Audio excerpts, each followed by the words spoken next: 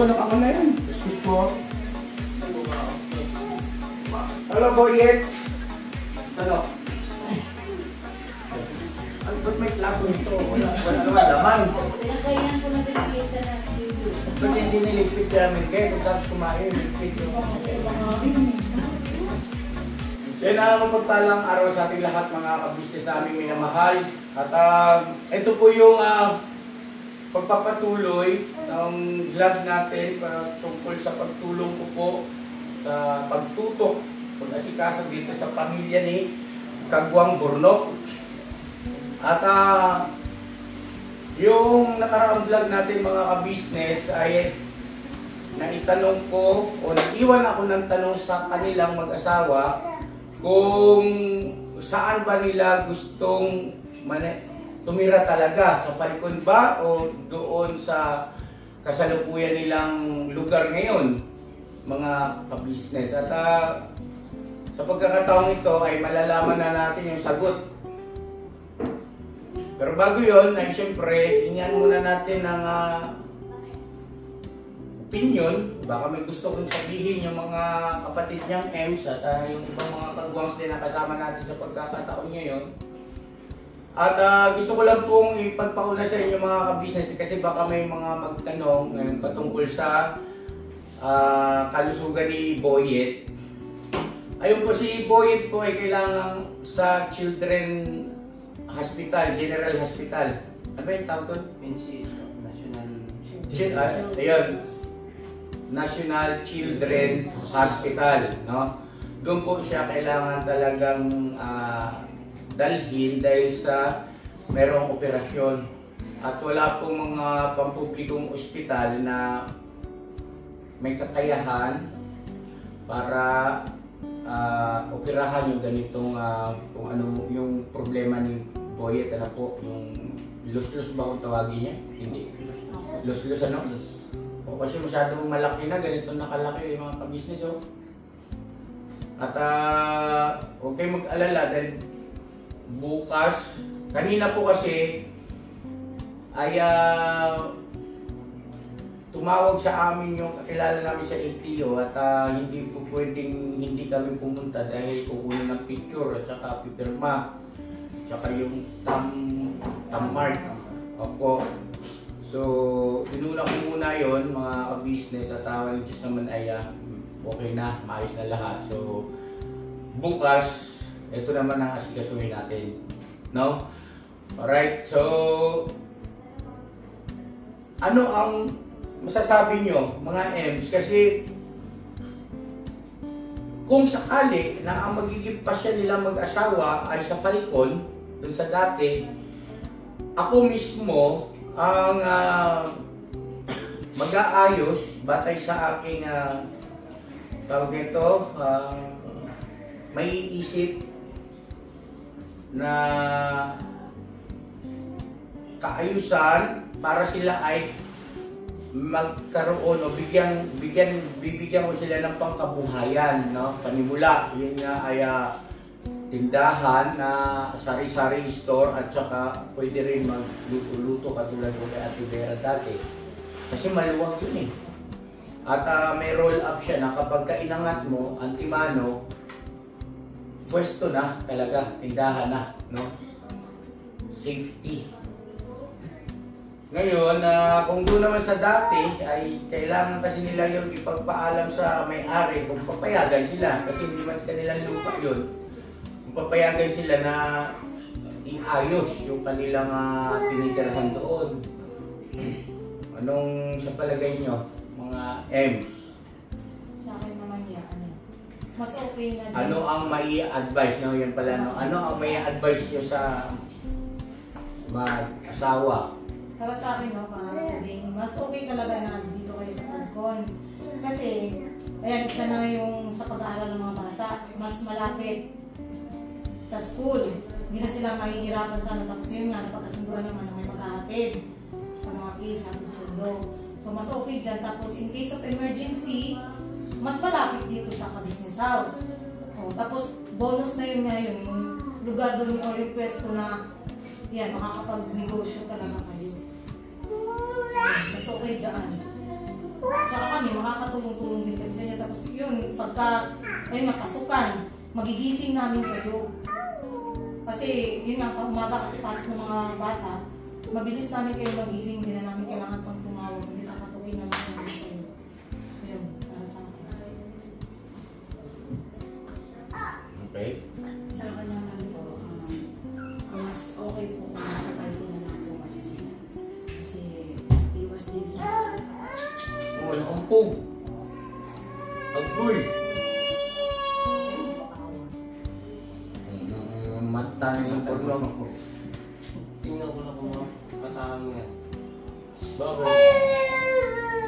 Saan ba naumpog? So, ano?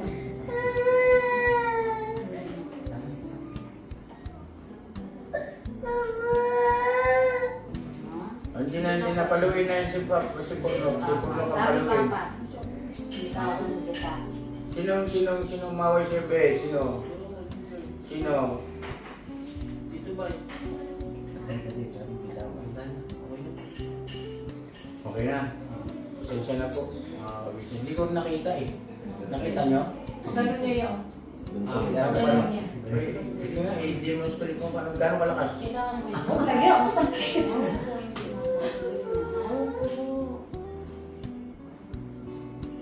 Eh, hindi pa tapos sa ating mga no? Ayaw natin magiging sa mga. Hindi na po, hindi naman naman.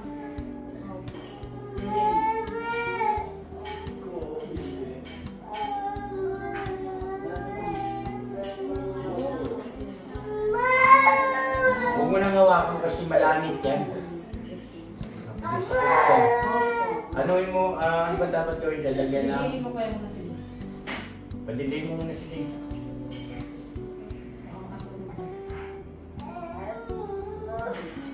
Dede na ba yan o hindi pa? Si Bruno pa lang gustong dumede eh. Hindi na rin na. Opo, hindi na. Wala ka mong pamunas ito. Huwag yung kamay ni mo pamunas ni mo. Ano po? Yung... Masakit tawag Huwag sa mo. upuan. Huwag mo. Ano ko? Ano ka naman mo?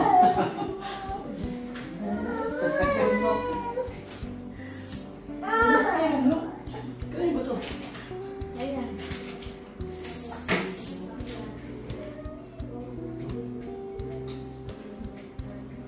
Haban ads. Skip na skip.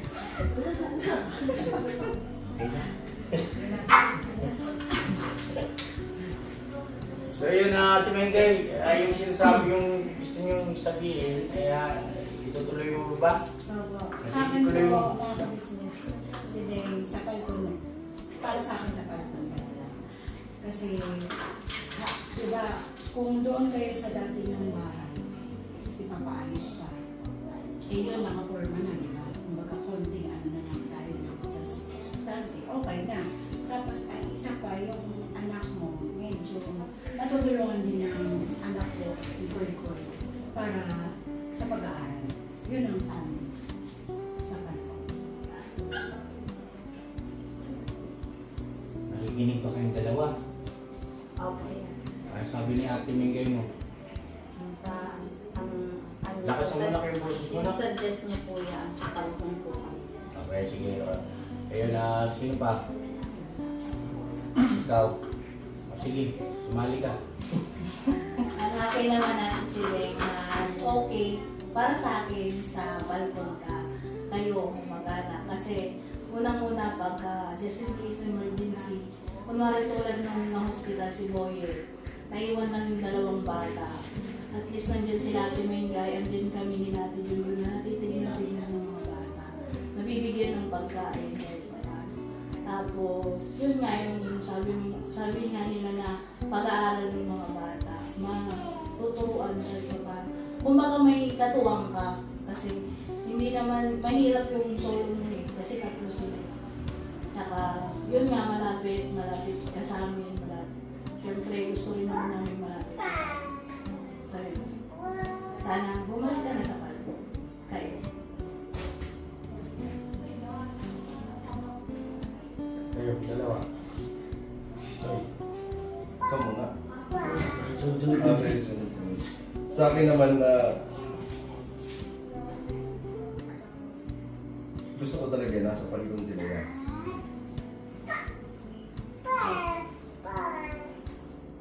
Kasi syempre ito, yun nga, kagaya yung sinabi nila, pag nasa palikon ka kasi malapit. Si Boyet may dinadamdam yan eh. Hindi sa emergency, malapit talaga. Tapos bukod pa doon, yun, pag-aaral nga. Siguro ang papayo ko lang sa Ding, sa mga nakaraan, siguro kung anong inaayawan mo, iwasan mo na lang yung at napag-ano na naman yan, Ding. Kumbaga yung hindi ka sanay dun sa pagtulog, siguro katagalan na sinasanay mo yung sarili mo. Ano mo naman yan. Maganda dyan, kasi pagka doon kayo sa tinitaran nyo ngayon, anong pangkabuhayan yung taguyod. Sari-sari store. Parang sasandahin pa kayo doon. Hindi pwede. Sari-sari store doon. Ayan dyan, maganda dyan kasi gilid ng kalsada. Maraming tao. Diba? So para sa amin, mas maganda dyan. Yun lang sa amin. Kaya sunod. Yung sa akin naman po, tama naman po sila sa palikon. Tama silang lahat. Paano mo nasabi? Kasi nga, malapit sa business house, tsaka kasama ni Dayat, sa Junjun, sa Ngayon, yun din yung sinabi nga nila eh. Kumbaga, so ibig sabihin ay pare-parehas kayo ng opinion at saka pananaw na ang pinaka pangunahin na inyong concern is yung malapit. Yes po. Na just in case for emergency, saka yung pwesto mismo ay naka-ready na for hanap buhay, at the same time ay maging tirahan. At ewan ko si Bay, ikaw ano sa palagay mo Bay? Saan sila magandang tumira? Oo, para sa akin niya, doon lang sa tinitirahan niya ngayon. Doon? Oo. Bakit? Kasi umalis na sila sa Palikon eh. At ikaw muna, parang may... Anong ibig mo sabihin? Kasi kung halimbawa, yun nga, magdyan siya sa Palikon, tapos yun, ginisingin para kumbaga umaasan lang sa kasama. Kailangan din mo nila mag-isipat sa sarili nila na para sa anak nila. Na matutuloy lang gumising ng maaga para makapag-aral ng mga anak mo. No? Ibig sabihin ay... may punto. May punto Kasi rin naman. kasi sa Palikon, parang kumbaga, umaasan lang din sa mga kasama na gisingin. Pag umaga, papasok ng mga anak, walang sariling sikap. So ibig sabihin, nung nandiyan sila sa Palikon ay gano'n talaga ang nagiging gawi? Ibig sabihin, hindi man siguro araw-araw ay sa madalas na pagkakataon. Ganon, accident. Backward naman anak ko. Noong sa mga nakaraan ay nabanggit na dahil nga siyempre si Boyet ay hindi nagkakatulog dahil sa kalagayan, no? Kaya napupuyat yung ina. Pero noong medyo okay na si Boyet ay ganun pa rin ba? Hindi ninyo sila kinatok, ay talagang hindi nakakapasok yung mga bata. Minsan po, kahit gisingin ko mo, sinabi ko, hindi ba papasok si Katkat? Ang sagot ko mo, inising ko na yan. Hindi naman kuminos. Ganun, sasabihin ko. Sabi ko, dalawang araw nang sunod din na pasok. Ewan ko dyan sa mami niya, ewan ko anong gusto nilang buhay yung mga bata na yan. Ganun na ako sasabihin ko. Kasi gisingin niya na.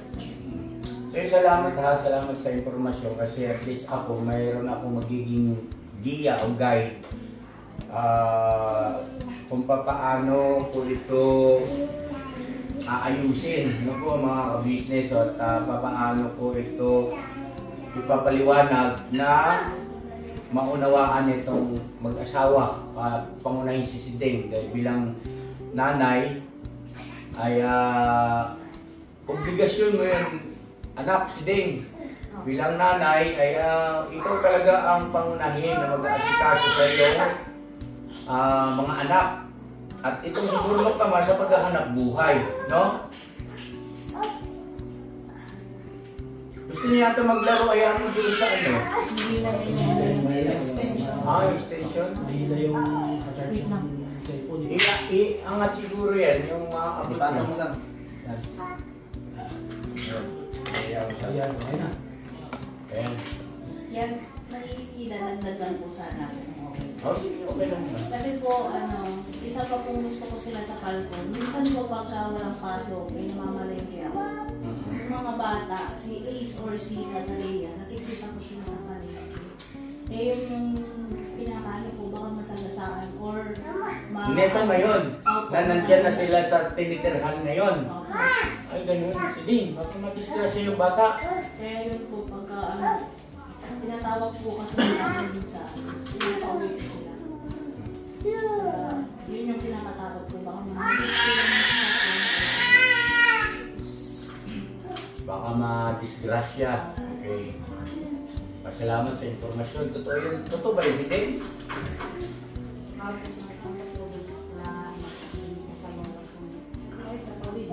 Sa tatawid ng kalsada. Yan pa naman yung pinaka-traffic ng mga sasakyan. Ako din po, nakita ko siya, nandito siya ng isla.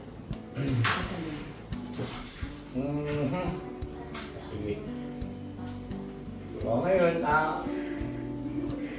kayo ang magpasyang mag-asawa. Total, nabanggit ko naman na pag-usapan yung mabuti. At ano ang inyong sagot? Ano ang inyong desisyon?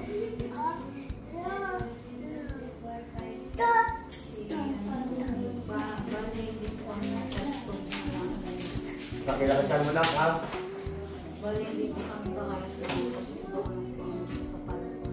Si Bruno gusto sa Falcon. Eh ikaw, saan ang gusto mo na? Doon pa rin sa ngayon, kasalukuyan. Okay. So, paano gagawin natin ngayon yan? Hindi maghihiwalay na kayo. Si Bruno sa Falcon, ikaw doon. Siya naman po yung masusunod. Dahil sa kanto na lang po. Ganito yun, anak ko. Papaliwanag ko sa iyo, ha? Yung pamamaraan ni Kuya sa business na kayo, pamilya ng Kagwang ay magkakasama sa isang bubong, ay meron akong layunin dyan. Yan ay bahagi ng pagtuturo sa inyo na marirealize nyo at mapapakinabangan nyo yan sa hinaharap na panahon. Ano yun? Unang-una, dapat nyo maintindihan na kinakailangan talaga na tayo ay matuto sa tinatawag na pakikipagkapwa-tao. No? At sa ganyang paraan na magkakaiba ang inyong mga ugali, ay matitraining kayo dahil nandito naman kami ate, ka-business niyo, para kayo ay gabayan. Hindi naman namin pahintulutan na kayo mag-away-away dyan. Magiging maagap naman kami. Diba? Para ipaunawa sa magkabi-kabilang panig, kung meron mang hindi nagkakaunawaan, para manatiling maayos. Pero andun yung katotohanan na hindi nyo namamalaya, natitraining ka na pala. Kung paano ka makitungo, no? Makipagkapwa-tao. At isang bintaha kasi yan, si Ding, na pagka ikaw ay mayroong mga kasama sa isang bubong, totoo yun na mayroong disadvantage. Pero meron ding advantage. Ano yung disadvantage? Unang-una, syempre, hindi ka makakagalaw batay sa iyong gustong gawin sa lahat ng oras. Bakit? Halimbawa, ano yung hindi ka makakagalaw sa lahat ng oras kung gugustuhin mo? Halimbawa, naging mainit ang inyong... ibig sabihin, nagkaroon kayo ng pagtatalong mag-asawa. gustuhin mo mang magalit ay magpipigil ka sa iyong sarili dahil may isip mo na mayroong ibang mga tao na makakarinig, makakakita kung mag-aaway kayo. Isang advantage naman yon. Ang disadvantage is hindi ka basta makakilo sa gusto mo murahin yung asawa mo, hindi mo basta-basta magawa. No? So, hindi nyo naman malayan, pagtitraining ko yan sa inyo. Dahil, tanggapin natin ang katotohanan si Ding. Dito sa mundong ibabaw, kailangan magaling ka rito. Sa tinatawag na pakikipagkapwa sa akin. Hindi po pwedeng, porket hindi mo gusto yung tao, hindi mo trip ang ugali, ay hindi mo na kayang gawa ng paraan para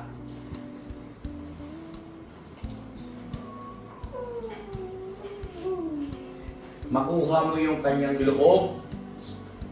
At sa ganung paraan ay merong pakinabang din yun para sa iyo. Pwede kang makisuyo, no? Pagkalimbawang may mga pagkakataon na hindi mo inaasahan, magtingin sa bata, magtingin na halimbawa kung may tindahan ka na, no? Di ba, no? Hindi ka na mahihirapan. Training yan ni Kuya. Hindi yan kung ano pa ba naman para kayo magsabong doon. Hindi. May layunin si Kuya dyan.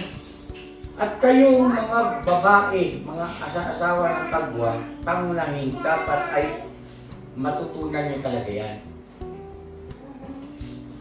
Kasi pagka mahusay ka, makitungo, ano mang ugali ng kapwa-tao mo, kaya mong i-handle, isang bintaha yun.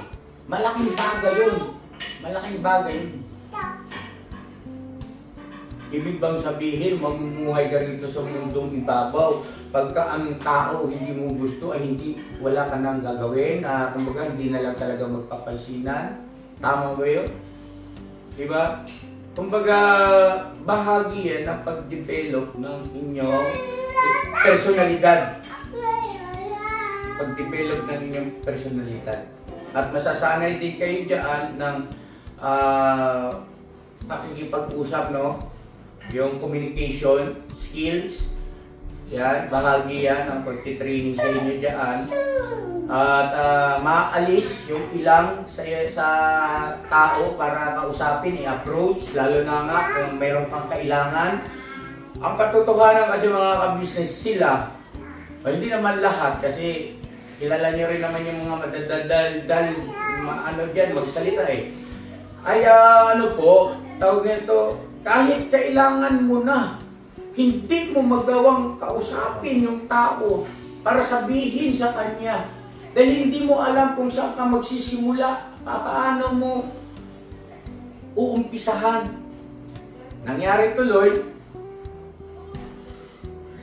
hindi mo na malayan dahil sa ganong kakulangan ng karunungan, kaalaman pagdating sa communication skill, ayun, may napahamak na miyembro ng pamilya mo. Pero kung mahusay ka rin, baka pwede makisuyo naman ako, no? Mga ganong pamamaraan. Bahagi yan na kailangan nyo talagang matutunan, no? At yan, hindi ka plastikan yan. No, hindi yan ka plastikan. Yan ang tinatawag na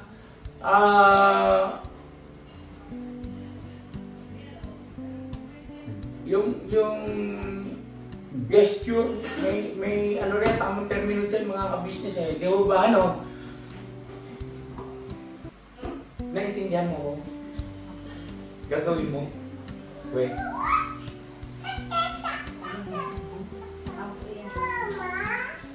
Si Ding, hindi ka na bata. Ikaw ay meron ng 3 anak. Nanay ka na si Ding. Iakma mo iyong sarili. At wala kang dapat ikahiya kung meron kang gustong malaman at itatanong. Nandito kaming lahat. At magiging masaya kaming lahat na i-share sa iyo o sabihin sa iyo, ipaalam sa iyo, batay sa iyong gustong malaman. No? I-guide ka. Hindi sa lahat ng pagkakataon, yung sinasabing nakakahiya kasi papairalin ninyo. Bahagi yan ng aking pagtitraining na matuto dapat ang bawat isa sa inyo na ilugar yung hiya. Dahil ang taong wala sa lugar ang hiya ay nagiging kahiya-hiya. Di ba no? Pero kung marunong kang ilugar yung hiya, aba, maraming pakinabang yan. Lalo na itong halimbawa ay makikisuyo sa kapwa mo, sa kapitbahay mo. Dahil sa hiya, nasusunog na yung tahanan mo rin, di mo magawang sumigaw na lumapit tumingin ng tulong. Di ba? May example na gano'n. At hindi lang yun.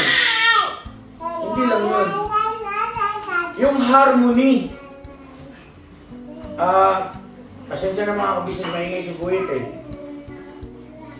Wala pa pwedeng pag-iwanan ng bata mo na mag-ano? Ha? Kat, nak, ay ka nak, lagay muna si Buhit. Doon muna kayo. Kiss muna. Tapos bilhan ng ng biscuit siguro.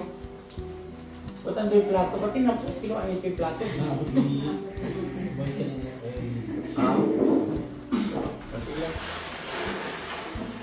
Pasensya na kayo mga kabisnes, yung vlog ko ngayon talaga, throughout ito lang. Kaya mahirap mag-edit. Ako po ang nag-i-edit ngayon. Pasensya na kayo at nag-aaral pa po. Pero exciting pala, no? Ang lakas makaubos ang oras, thumbnail lang, abutin ka ng hindi yung marimari. Totoo yan. Di ba? Pati title. Oo. Anyway, so ngayon naiintindihan nyo na. Kanina habang ipinapaliwanag ko sa inyo kung bakit nagpasya si Kuya na magkasama-sama ang pamilya ng Kagwang doon, may napansin akong reaksyon ng kayo dito sa gawin rito na parang sa pagkakataon ngayon lang ninyo na-realize kung bakit. No?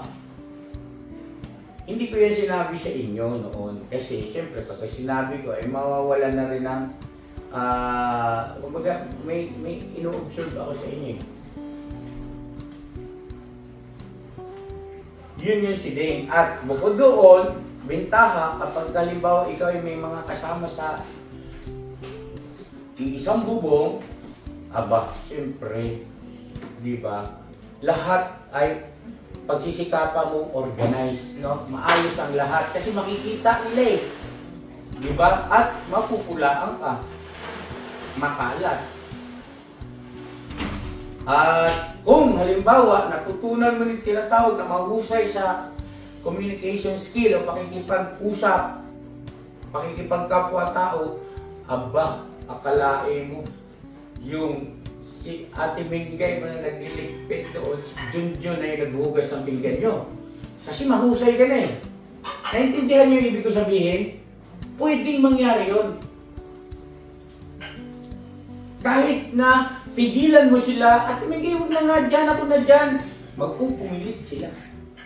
Kasi masaya na sila sa iyo. Panatag na yung loob nila sa iyo eh. At ganoon ka rin naman sa kanila na kaya nila ginagawa yon, kusang loob para ipakita sa iyo yung kanilang pagmamalasakit, pagdama sa iyo. At sa ganung paraan, siyempre ikaw hindi ka rin papayag na sila lang ang nakakagawa sa iyo ng pabor. Babawi ka naman sa susunod. O pwede nga basagin mo yung kaldero nila. Eh di bawin-bawi ka. Hindi, biro lang yan. Ibig sabihin ay abutan mo ng ulam. Ang sa akin na dapat nyo maintindihan, positibo ang aking pagtingin at yung vision ko kung bakit kayo pamilya magkasama rin. Para matuto kayo. Kasi hindi naman po pwede nga, papaano? Kung halimbawa talagang inadya ng pagkakataon, matira kayo sa isang lugar na diba, looban. Iba-iba ang uri ng tao at pag-uugali. Wala kang kamag-anak. paano na? Diba? Ganun yun. Bruno, okay ka lang? Naririnig mo ba ako? Ako yan. Naintindihan mo ako? Yun yung sinasabi ko sa kanya na paano kung mapunta ka sa lugar na gano'n. Kasi gusto niya kasi lagi nasa loob ng bahay. Hindi po pwede si Dane na ikaw lang ang mundo mo. No, hindi po pwedeng ikaw lang ang mundo mo. At dahil nga merong ibang mga tao na pwedeng makakita sa inyong mga sitwasyon, pagbubutihin nyo, di ba no? Kayo mag-asawa, sa inyong mga anak, hanggat maaari ay lahat maayos. Ayun, natututo kayo unti-unti dahil sa ganung paraan. Ngayon, pagdating ng araw na halimbawa nakaipon ng bawat pamilya ng kagwang, magtatayo na ng sarili nilang mansyon, bahay, doon sa lupa, pagdating ng araw, ay alam nyo na, sanay na kayo.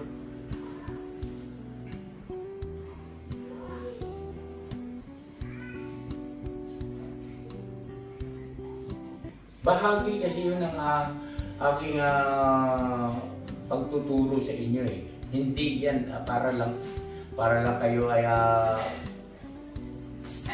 pagsamasamayin at pagsabong-sabungin ito mag-away-away. Hindi. Nakabantay kami, ate, saan po yan. Maagap kami dyan. At kung halimbawa man mayroong naging problema, positibo pa rin ang aking pagtingin doon. Bakit? Yung problema na yun ay siyang talagang tatatak na magiging kaalaman ninyo. Dahil ipapaliwanag ko yun.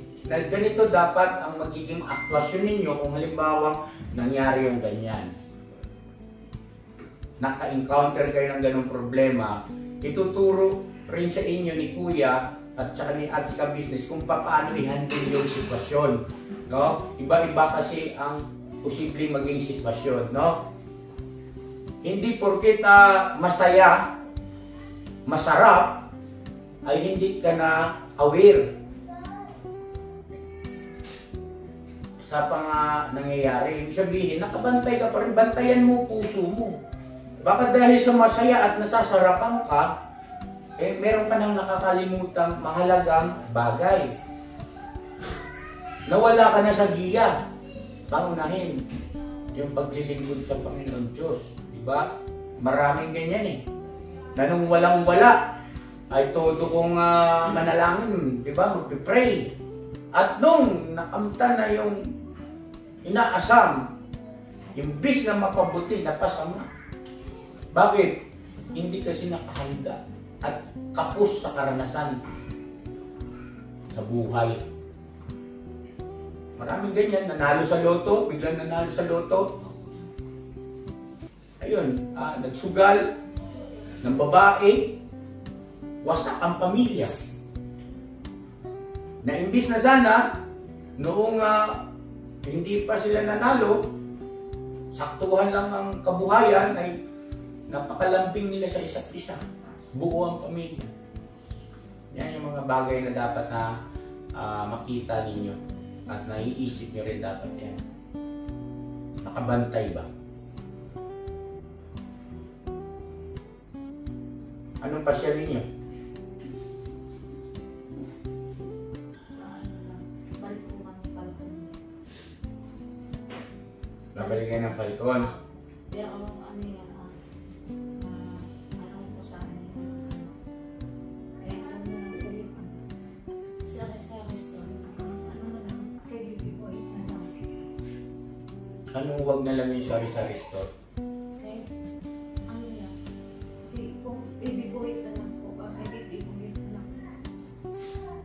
Ay yung pagpapa-opera o pagpapagamot kay Baby Boyet. Hindi, ganito na. Yung ibibigay kong kabuhayan ay ano bang inaalala mo? Yung mapapagastos si Kuya? Ganun ba yun? Mapapalaki yung gastos ni Kuya? Ganun ba yun? Yun ba inaalala mo? Hindi, ganito yun. Yung pagpapagamot, pagpapa-opera kay Boyet ay talagang aasikasuhin ko yan, no? At hindi naman masama kung may kaso yung pagpapagamot, pagpapaopera kay Boyet, tapos pagkalooban ko pa kayo ng pangkabuhayan, ayaw mo ba nun? Eh yun naman ay bukal sa puso namin mag-asawa. Para kayo ay medyo makaluwag-duwag, makaramdam naman, makahinga-hinga naman ba sa mga dalahin sa buhay.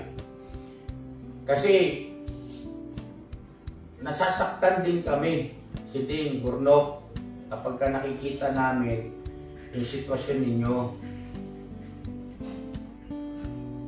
Ngayon, tanggap ko na yung katotohanan na wala talagang ibang pwedeng magmalasakit sa parang ikaw ay maturuan, no? Unang-una, yung obligasyon bilang nanay sa mga anak, obligasyon ng isang nanay sa kanyang asawa.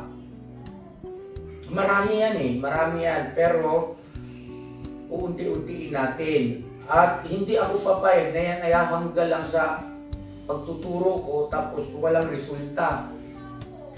Yung resulta ang hahanapin ko sa iyo hanggang sa yung katawan mo, yung iyong buong sistema ay sanay na.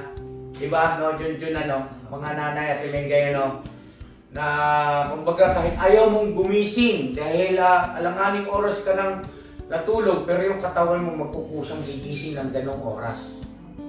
Bakit? Kasi meron kang obligasyon. Obligasyon kasi ang tawag yan, ha? At kailangan natin buong giting haharapin yan. Huwag kang matatakot.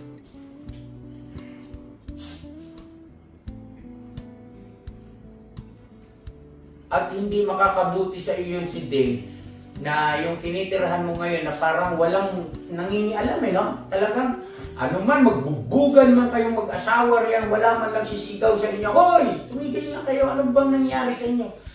Yun ang sinasabi ko na disadvantage pagka kayo lang.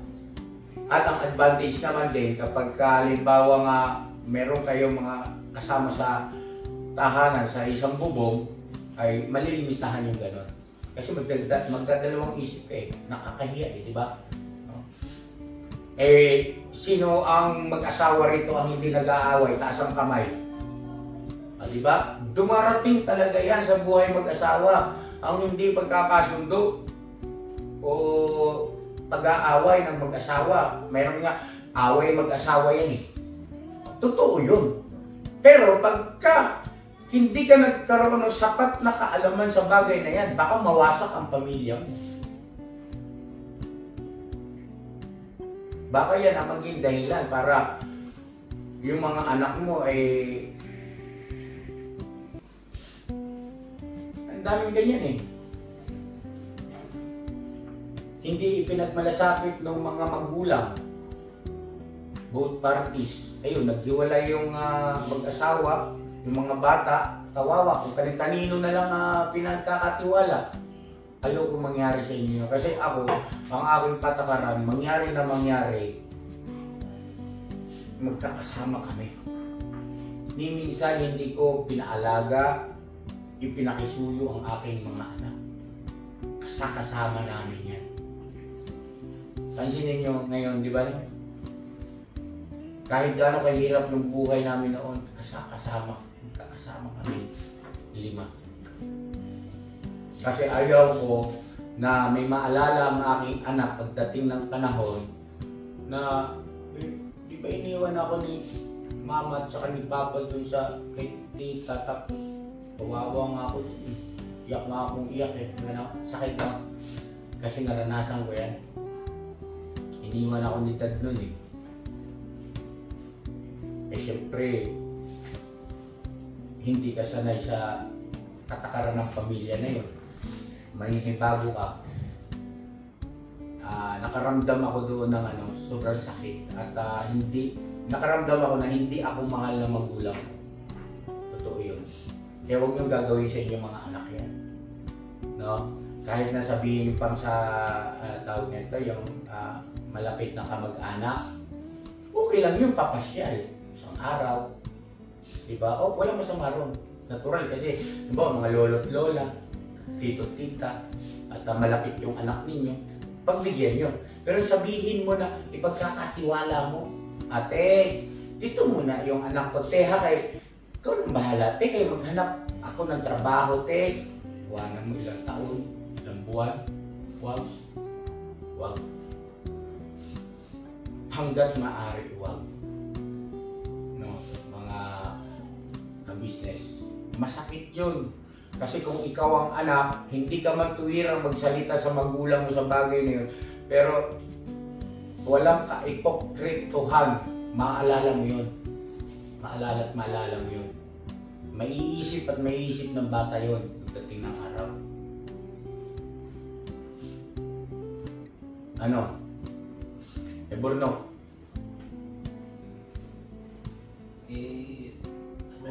Ano niya yung sa kanya kasi, yung decision ko daw, ako daw ang nasusunod.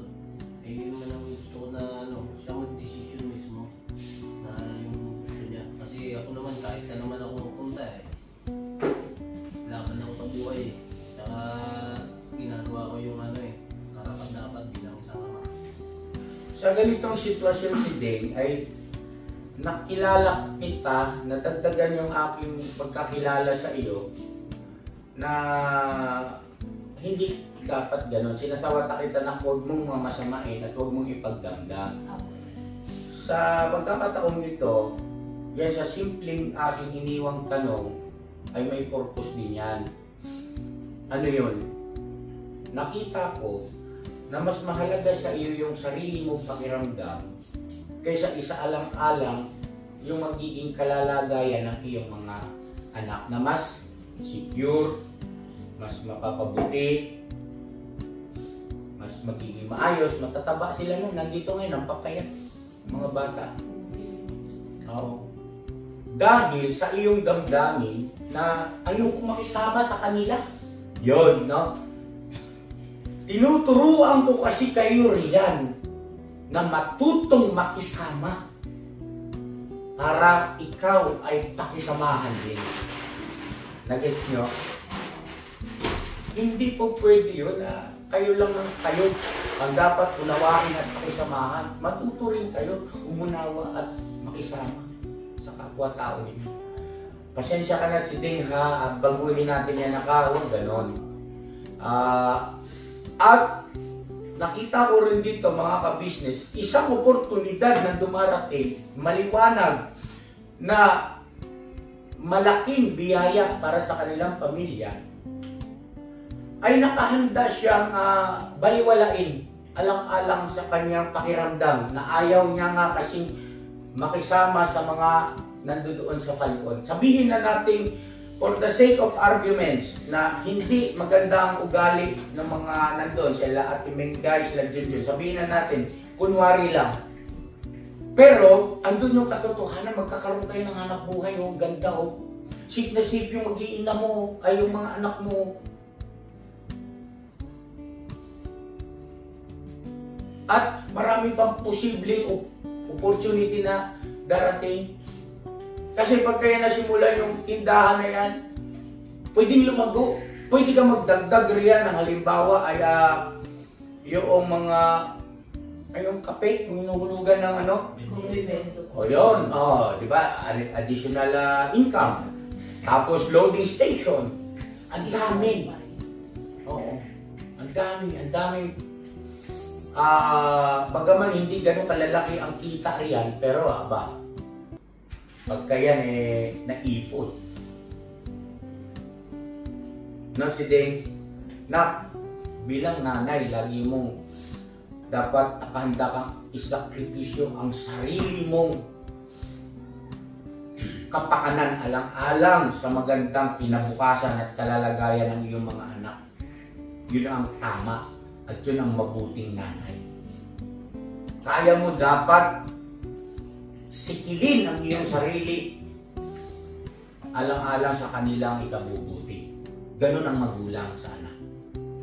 Sabi nga, ang magulang ay hindi nakakatiis sa anak, pero ang anak ay may pagkakataon na titiis ang magulang. Totoo yun. Ganun talaga tayo. kaya mong magsakripisyo, gaano man kabigat, kalaki, alang-alang sa ikabubuti ng iyong mga anak. Ganon ang mindset ng isang nanay. Di baling mahirapan ako, wag lang ang anak ko, no? Di baling mapahiya ako, wag lang ang anak ko. Di baling masaktan ako, wag lang ang anak ko. Yun ang magulang si Dave, ha?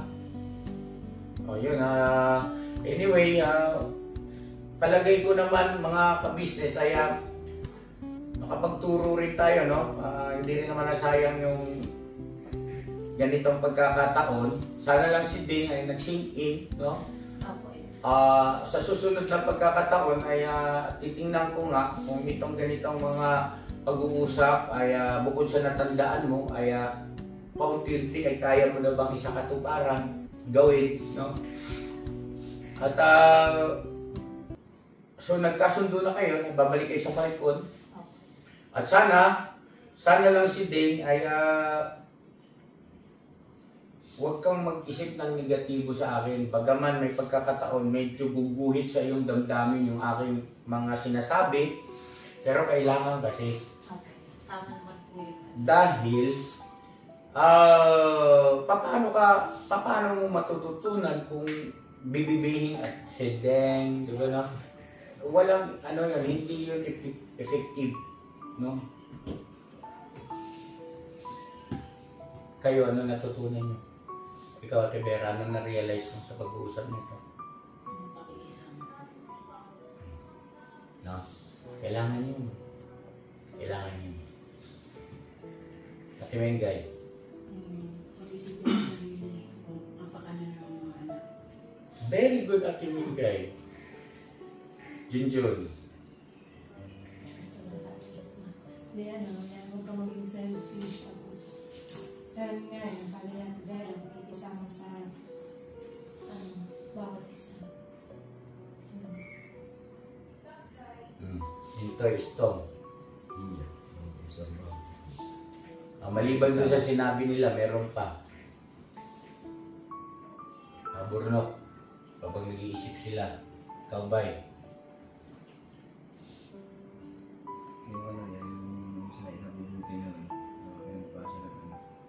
Ayun din yun. No? Ito, sabihin ko sa'yo. Ikaw, Runok, baka alam mo. Sakripisyo yan. Ha? Sakripisyo. Para sa ikabubuti rin ng mga anak. Pinabukasan ng mga anak. Yan, tinutukoy mo. Kailangan mong magsakripisyo para sa ikabubuti ng at karoon ng magandang pinabukasan yung mga anak. Sakripisyo yan. Yung damdamin mo. Para naiwas yung ibig sabihin yung damdamin mo ay ilapat mo siya sa taong Isama nga rin. dapat mo siya Ay, hindi. Pakikisama rin. Doon din yung naantong eh. Ito, bukod yun sa mga sinabi niya, lahat yung tama naman. At halos iisa lang din ang inyong tinutumbok eh. Hindi sa lahat ng pagkakataon ay negatibo na ikaw ay merong kasama sa isang bubong. Meron din positibo na idudulot yan. Okay? No? At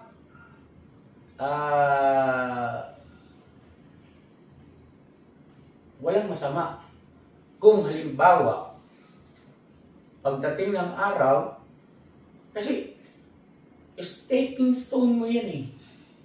Wala ka pa naman kasi kaya eh. So kailangan mo talaga matutunan yan. At pagdating ng araw, ito'y nakaipon na, meron ka ng sapat na kakayahan, eh di saka mong gawin yung magbukod kayo. O, diba? Pero, aral ka na. Alam mo na yung mga bagay-bagay na yun. Magkaroon ka man ng kapitbahay na ang ugali katulad ni Ate Mengay, alam mo na i-handle, no? Basic na lang yan, no? Magkaroon ka man ng kapitbahay na katulad ni Junjun, sisiw yan. No problem yan. Alam ko na yan, eh. Magkaroon ka man ng kapitbahay, na-gets niyo ibig sabihin? Oo. No? Yun. Handa ka. Yes. Hindi ka na mapapasubo o malalagay sa isang sitwasyon na kapag ka naka-encounter ka ng isang mingay ay negatibo ang iyong pagtrato at ayun, nauwi sa suntukan, nagbugbugan, magbigay ng ayun, nakulong tuloy si Borno. Ba't kapatid ako nakulong, sila dalawa nag-away? Ako nakapatay. Posible. Tama yun, posible. Dahil siyempre bilang lalaki, asawang lalaki, iba ang lalaki pagka nakita nila ang abiyak nila ay naagrabyado. Iba yan, iba yan. Mahirap nang magbuhat ng, o sabihin ba na ito? Magsalita sa bagay na yan, no? Lalo na pagka ikaw ay nandun na sa ganong sitwasyon. So, alam mo na, hindi kayo malalagay sa alanganing sitwasyon. Alright? Alright. So, yun na mga ka-business. Salamat na marami sa pagtsatsaga at sana ay muli itong ganitong paraan ng aking pagtulong, pag-vlog ay naging makabuluhan pa rin. At doon sa mga mami namin, tita, tito, lolo, lola, na syempre mas ahead sa amin, mas malawak at malalim na yung mga karanasan sa buhay-buhay ay makikiraan lang po sa inyo. At doon naman sa mga mas bata sa akin, sa amin na hindi pa alam o hindi pa natutunan yung mga aking binabanggit dito, no?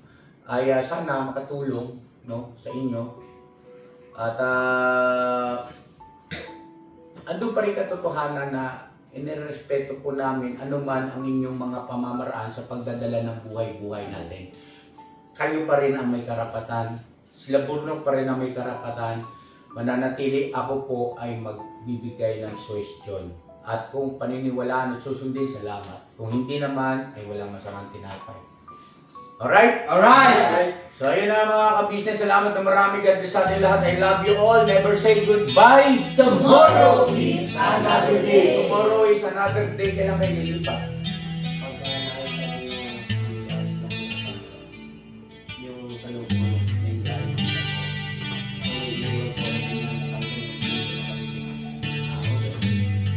At ganito, ipapakita ko rin sa mga viewers natin kung ano yung plano mong ayos, no? At kung halimbawa sa pagkawarin mo na mayroon kang maganda, sasabihin ko rin kayo. Kung sasabihin mo yung advice ko, ay lakas ko. Kung pero okay lang din naman, kasi kayo naman ang okay? Alright? Salamat po mga ka-business. I love you all. Ibira! Ay, nagka-challenge ako, nagka-challenge. Ang daming aspeto na dapat itulog sa kanila talaga. Sige, matuto kang